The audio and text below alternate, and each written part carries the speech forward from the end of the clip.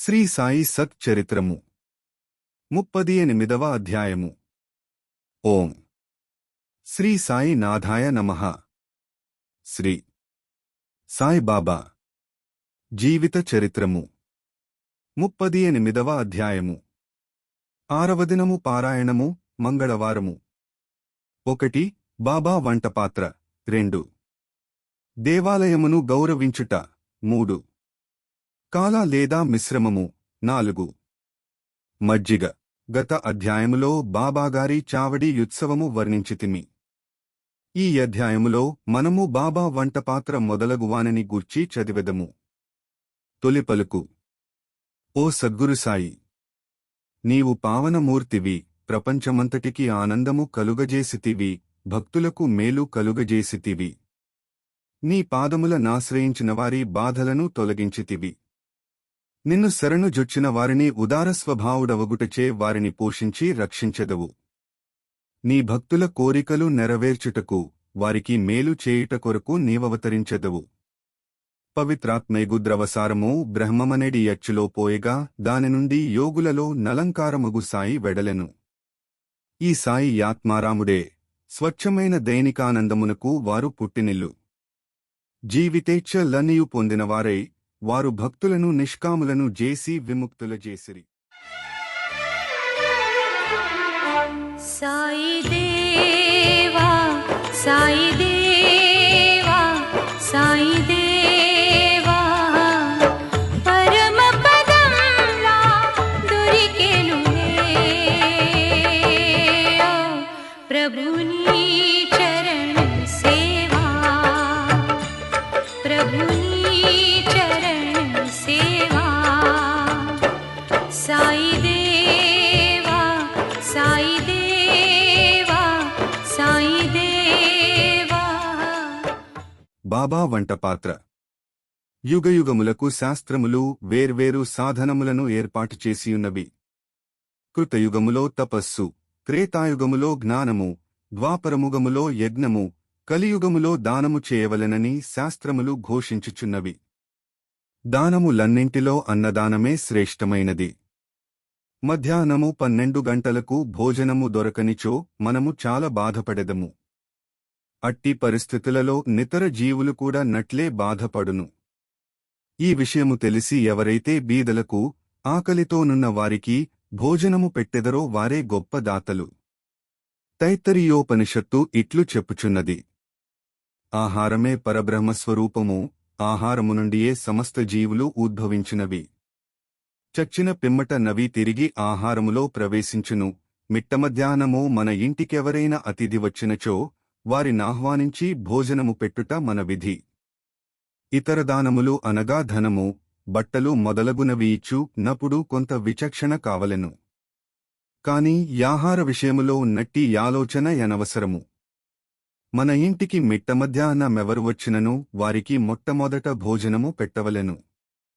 కుంటి, గ్రుడ్డి, రోగిష్ఠులు వచ్చినచో వారికి మొట్టమొదట భోజనము పెట్టిన పిమ్మట ఆరోగ్యవంతులకు, అటుపిమ్మట మన బంధువులకు పెట్టవలెను. మంచి ఎంతో శ్రేయస్కరము. అన్నదానము లేకున్నచో నితరదానములు ప్రకాశించవు. ఎట్లన చంద్రుడు లేని నక్షత్రములవలే, పతకములేని కంఠాహారమువలే, పింఛము లేని కిరీటమువలే, కమలము లేని చెలువువలే, భక్తి లేని భజనవలే, కుంకుమబొట్టు లేని పుణ్యస్త్రీ వలే, బొంగురు కంఠము గలవాని పాటవలే, ఉప్పు లేని మజ్జిగవలే రుచించవు. అన్ని వ్యంజనముల కంటే పప్పుచారు ఎట్లు ఎక్కువో అట్లే అన్ని పుణ్యములలో అన్నదానమెక్కువ. బాబా ఆహారము నెట్లు తయారుచేసి పంచిపెట్టుచుండెనో చూచెదము. బాబా కొరకు చాలా తక్కువ భోజనము కావలసియుండెను. అదియు కొన్ని ఏండ్ల నుండి భిక్షాటనము చేసి తెచ్చుకునేడివారని ఇదివరకే తెలిసికొంటిమి. ఏనాడైనా అందరికీ భోజనము పెట్టవలెనని బాబా నిశ్చయించుకున్నచో మొదట నుండి చివర వరకు కావలసిన ఏర్పాటు లన్నీయు వారే స్వయముగా చేసుకునేడివారు. ఈ విషయమై ఇతరులపై ఆధారపడలేదు, ఎవరికిని బాధ కలుగజేయలేదు. మొట్టమొదట బజారుకు వెళ్లి ధాన్యము, పిండి, మసాలాదినుసులు మొదలగువని ఎన్నియు నగదు నిచ్చికొనేడివారు. వారే విసరుచుండెడివారు. మసీదు ముందున్న ఖాళీ స్థలములో మధ్యన పొయ్యిబెట్టి దానిపై పెద్ద వంటపాత్రలో కొలత ప్రకారము నీళ్లు పోసి పెట్టేడివారు. వారి వద్ద వంటపాత్రలు 2 గలవు. ఒకటి పెద్దది 100 మందికి సరిపోవునది. రెండవది చిన్నది 50 మందికి మాత్రము సరిపోవునది. ఒక్కొక్కప్పుడు చక్కెర పొంగలి వండేవారు. మరొకప్పుడు మాంసపు పొలావ్ వండెడివారు. ఒక్కొక్కప్పుడు పప్పుచారుడుకునప్పుడు గోధుమ పిండి బిళ్లల నందులోనికి వదిలేవారు. మసాలా వస్తువులను చక్కగా నూరి దానిని వంటపాత్రలో వేసేవారు. పదార్థములు చాలా రుచిగా నుండుట కెంత శ్రమ తీసుకొనవలెనో అంత శ్రమను పడుచుండెడివారు. అప్పుడప్పుడు అంబలి వండెడివారు. అనగా జొన్నపిండిని నీళ్లలో నుడకబెట్టి దానిని మజ్జిగలో కలుపుచుండెడివారు. భోజన పదార్థములతో ఈ అంబలిని కూడా అందరికి కొంచెము కొంచెముగా పెట్టెడివారు. అన్నము సరిగా నుడికినదో లేదో యని పరీక్షించుటకు బాబా తన కఫిని పైకెత్తి చేతిని నిర్భయముగా మరుగుచున్న దేకిసాలో బెట్టి కలుపుచుండేవారు. వారి ముఖమునందు భయచిహ్నములుగాని చేయి కాలునట్లుగాని కనిపించెడిది కాదు. వంట పూర్తి కాగానే బాబా ఆ పాత్రలను మసీదులోనికి తెచ్చి మౌల్వీచే ఆరగింపు పెట్టించేవారు. మొట్టమొదట కొంత మహల్సాపతికి తాత్యాకు ప్రసాదరూపముగా పంపించిన పిమ్మట మిగతా దానిని బీదవాండ్రకు దిక్కులేని వారికి సంతృప్తిగా బెట్టుచుండిరి. బాబా స్వయముగా తన చేతులతో తయారుచేసి స్వయముగా వడ్డించగా భోజనము చేసినవారు నిజముగా ఎంతో పుణ్యాత్ములు, అదృష్టవంతులయి ఉండవలెను. బాబా తన భక్తులందరికీ శాకాహారము, మాంసాహారం ఒకే రీతిగా బెట్టుచుండెనా యని ఎవరికైనా సందేహము కలుగవచ్చును. దీని జవాబు సులభము, సామాన్యమైనది. ఎవరు మాంసాహారులో అట్టివారకే ఆ వంట పాత్రలోనిది పెట్టేడివారు. మాంసాహారులు కాని వారి నా పాత్రను గూడా ముట్టనీయలేదు. వారి మనసులో దీనిని తినుటకు కోరిక కూడా కలుగనిచ్చేడివారు కారు. గురువుగారేదైనా ఇచ్చినప్పుడు దానిని తినవచ్చునా లేదా అని యోచించు శిష్యుడు నరకమునకు పోవునను రూఢి కలదు. దీనిని శిష్యులు బాగా గ్రహించి నెరవేర్చుచుండిరో లేదో చూచూటకు బాబా ఎక్కొక్కప్పుడు పరీక్షించుచుండెడివారు. దీనికొక ఉదాహరణము.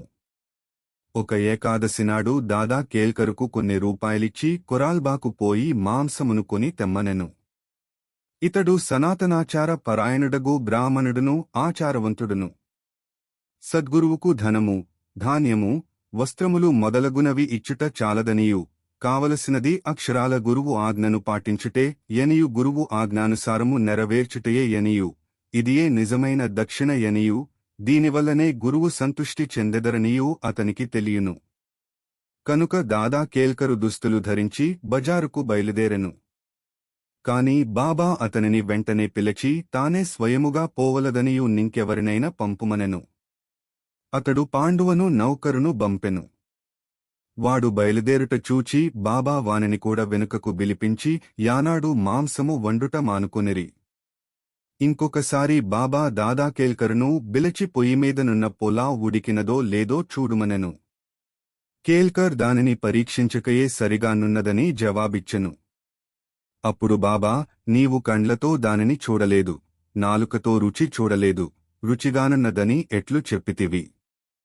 మూత తీసి చూడుము అనుచూ బాబా యతని చేతిని బట్టుకుని మరుగుచున్న దేకిసాలో బెట్టెను. ఇంకను నిట్లునెను, నీ చేయిని తీయుము. నీ ఆచారము నొక ప్రక్కకు బెట్టి తెడ్డుతో దీసి కొంచెము ప్లేటులో వేసి సరిగా ఉడికినది లేనిది తెలిసికొనుము. తల్లి మనస్సున నిజమైన ప్రేమ జనించినప్పుడు ఆమె తన బిడ్డను గిల్లి ఆ బిడ్డ ఏడ్చినప్పుడు దానిని కౌగిలించి ముద్దుబెట్టుకునను. అట్లనే బాబా కూడా కన్నతల్లివలె దాదా కేల్కరును ఈ విధముగా గిల్లెను. నిజముగా ఏ యోగిగాని గురువుగాని తన శిష్యునకు నిషేధాహారమును తిని చెడిపొమ్మని చెప్పడు. ఈ వంట పాత్రలో వండుట 1910 సంవత్సరము వరకు జరిగిన పిమ్మట ఆగిపోయెను. పూర్వము చెప్పిన రీతిగా దాసుగను బాబా కీర్తిని తన హరికథల ద్వారా బొంబాయి రాష్ట్రములో వెల్లడి చేసెను. ఆ ప్రాంతము నుండి ప్రజలు తండోపతండములుగా షిరిడీకి వచ్చుచుండిరి. కొలది దినములలో షిరిడీ యొక్క పుణ్యక్షేత్రమాయెను. భక్తులనేక రకముల యాహారములను బాబాకు నైవేద్యము పెట్టుచుండిరి. వారు తెచ్చిన పదార్థములు ఫకీరులు, బీదలు తినగా నింకను మిగులుచుండెను. నైవేద్యమునెట్లు పంచిపెట్టేడివారో చెప్పుటకు ముందు బాబాకు షిరిడీలోని దేవాలయములందును నందుండు దేవతలయందును గల గౌరవమును చాటెడు నానాసాహెబు చాందోర్కరు కథ తెలిసికొందుము. పరమపదంలా దొరికెనులే ఓ ప్రభుని చరణ సేవా ప్రభుని చరణ సేవా సాయి దేవా సాయి దేవా సాయి దేవా. నానాసాహెబు దేవాలయమును అగౌరవించుట. ఎవరికి తోచినట్లు వారాలోచించి ఊహించి బాబా బ్రాహ్మణుడని కొందరు, మహమ్మదీయుడని మరికొందరు చెప్పుచుండిరి. నిజముగా బాబా ఏ జాతికి చెందినవారు కారు. వారెప్పుడు పుట్టిరో, ఏ జాతి యందు పుట్టిరో, వారి తల్లిదండ్రులెవరో ఎవరికిని తెలియదు. కనుక వారు బ్రాహ్మణుడుగాని మహమ్మదీయుడుగాని ఎట్లు కాగలరు? వారు మహమ్మదీయులైనచో మసీదులో నెప్పుడు ధుని నెట్లు మండనెత్తురు? అచ్చోట తులసీ బృందావన మెట్లుండును? శంఖము లూదుట కెట్లు ఒప్పుకుందురు? గంటలను మ్రోయించుట కెట్లు సమ్మతింతురు? సంగీతవాద్యముల నెటుల వాయించనిత్తురు? వారు మహమ్మదీయులైనచో చెవులకు కుట్లు, రంధ్రము ఏటులుండును? గ్రామములోని హిందూ దేవాలయములను, దేవతలను ఏమాత్రము అగౌరవించినను ఊరకొనెడివారు కారు. ఒకనాడు నానాసాహెబు చాందోర్కర్ తన షడ్డకుడగు బినివల్లెతో షిరిడీకి వచ్చెను. బాబా వద్ద కూర్చుని మాట్లాడుచుండగా నానామీద బాబా హఠాత్తుగా కోపగించి, నా సహవాసము ఇన్నాళ్లు చేసియు నిట్లెల చేసితివి అనెను. నానాసాహెబు మొదట దీనిని గ్రహించలేకపోయెను. కనుక అదేమిటో వివరింపవలసినదిగా ప్రార్థించెను. కోపర్ గాం నుండి షిరిడీకి ఎట్లు వచ్చితివని బాబా యతని నడిగెను. నానాసాహెబ్ వెంటనే తన తప్పును గ్రహించెను. సాధారణముగా షిరిడీకి పోవునపుడెల్లా నానాసాహెబ్ కోపర్ గాంలో దిగి దత్తదర్శనము చేసుకునెడివారు. కాని ఈసారి తన బంధువు దత్తభక్తుడైనప్పటికీ అతనిని గూడ వెళ్లనీయక యాలస్యమైపోవునని చెప్పుచూ తిన్నగా షిరిడీకి చేర్చెను. ఇదంతయు బాబాకు తెలియజేయిచు తాను గోదావరిలో స్నానము చేయనప్పుడొక ముల్లు పాదములో గుచ్చుకుని తనను చాలా బాధ పెట్టెనని చెప్పెను. బాబా ఎది కొంతవరకు ప్రాయశ్చిత్తమే యనుచు నికమీదట జాగ్రత్తేని హెచ్చరించెను. కాల మిశ్రమము. ఇక నైవేద్యమెటుల పంచిపెట్టెడువారో చూచెదము. హారతి పిమ్మట భక్తులందరికి ఊదీతో తమ ఆశీర్వాదములు ఇచ్చి పంపివేసిన పిమ్మట బాబా మసీదులోనికి బోయి నేంబారు వైపు వీపు పెట్టి కూర్చొనుచుండెను. కుడివైపు నెడమవైపు భక్తులు పంక్తులలో కూర్చొనుచుండిరి. నైవేద్యము తెచ్చిన భక్తులు పళ్లెములను మసీదులో బెట్టి బాబా యాశీర్వాదములకై ఊదీకై కనిపెట్టుకుని బయట నిలుచుచుండిరి. అన్ని రకముల ప్రసాదములు బాబాకు వచ్చిచుండెడివి. పూరీలు, మండెగలు, బొబ్బట్లు, బాసుంది, సాంజా, పరమాన్నము మొదలగునవన్నీయు ఒక్కదానిలో వేసి బాబా ముందుంచువారు. బాబా దీనిని దేవునకు సమర్పించి పావన మొనర్చుచుండెను. అందులో కొంత భాగము బయట కనిపెట్టుకుని యున్నవారికి పంచి తక్కినది బాబాకు అటునిటూ 2 వరుసలలో కూర్చుండిన భక్తులు సంతృప్తిగా తినుచుండిరి. శ్యామ, నానాసాహెబు నిమ్మంకర్ వడ్డించువారు. వచ్చినవారి సౌకర్యములను వీరు చూచువారు. వారాపని అతి జాగ్రత్తగాను ఇష్టముగాను చేయిచుండిరి. తిను ప్రతిరేణువు కూడా తృప్తియు సత్తువయు కలుగజేయిచుండెను. అది ఎట్టి రుచి, ప్రేమ, శక్తి గలిగిన యాహారము. అది సదా శుభ్రమైనది, పవిత్రమైనది.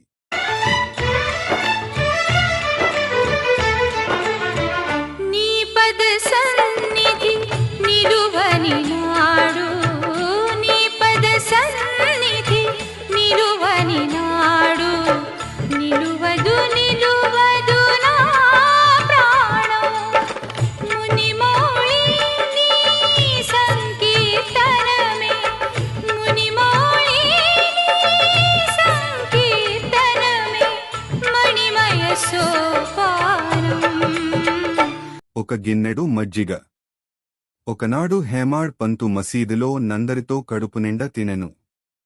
అట్టి సమయమున బాబా అతనికొక గిన్నెడు మజ్జిగ త్రాగుమని ఇచ్చెను. అది తెల్లగా చూచట కింపుగా నుండెను. కాని యతని కడుపులో ఖాళీ లేనట్లుండెను. కొంచెము పీల్చగా అది మిక్కిలి రుచిగానుండెను. అతని గుంజాటనము గనిపెట్టి బాబా యతనితో నిట్లనెను. దాని నంతయు త్రాగుము. నీకిక మీదట ఇట్టి అవకాశము దొరకదు. అతడు వెంటనే దాని నంతయు త్రాగెను. బాబా పలుకులు సత్యమయ్యెను. ఏలన త్వరలో బాబా సమాధి చెందిరి. చదువరులారా, హేమాడ్ పంతుకు మనము నిజముగా నమస్కరించవలెను. అతడు గిన్నెడు మజ్జిగను ప్రసాదముగా త్రాగెను. కాని మనకు కావలసినంత యమృతమును బాబా లీలల రూపముగా నిచ్చెను. మనము ఈ యమృతము గిన్నెలతో త్రాగి సంతుష్టి చెంది యానందించెదముగాక. ఓం నమోః శ్రీ సాయినాథాయ. శాంత్యః శాంత్యః శాంత్యః. 38వ అధ్యాయము సంపూర్ణము. సద్గురు శ్రీ సాయినాథార్పణమస్తు. శుభం భవతు. ఆదిమోక్షానికే ధ్రువా, ఆదిమోక్షానికే